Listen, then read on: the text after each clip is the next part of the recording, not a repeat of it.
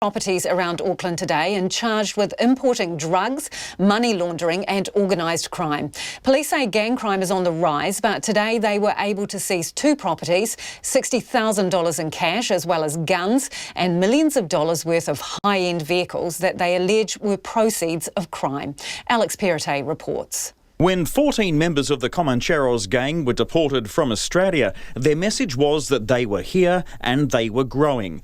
Today, police sent a strong message, arresting 6 people and charging them with money laundering, conspiracy to import Class A and Class B drugs, and being members of an organised crime group. Detective Superintendent Ian Chapman says they seized 4 V-Rod Harley-Davidson motorcycles, 3 Range Rover Sports SUVs and a Rolls-Royce, worth $3.7 million. They're status symbols that a gang would choose to use as a sphere of influence to entice younger people to join that gang. So by removing these types of assets, we're removing the desire to join these gangs. But Ian Chapman says it's not just gang members involved, with an accountant and a lawyer being investigated as well. Who have chosen in their professional capacity, we allege, to enable this gang to launder their funds. Now, the police have tools and the resource available to us to effectively target this profession. Today's arrests follow the February arrests of 5 people in New Zealand and 1 in Fiji for importing cocaine and methamphetamine.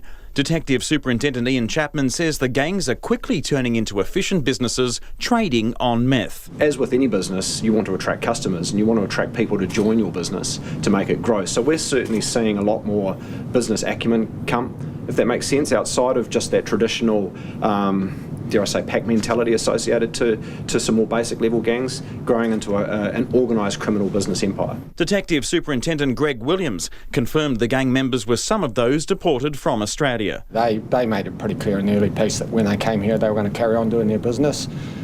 We were ready for them. I think the message here is don't think you can come here to New Zealand and behave in that way. If you want to come back here and be part of the community, be part of the community. But if you want to come here and offend and commit serious offending, you'll be held accountable.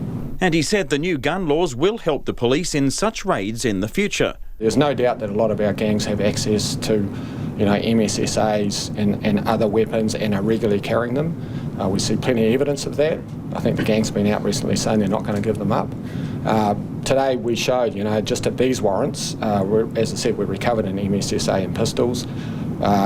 It's the nature of their business, and it really is an interesting point because it really shows it's not actually about the bling.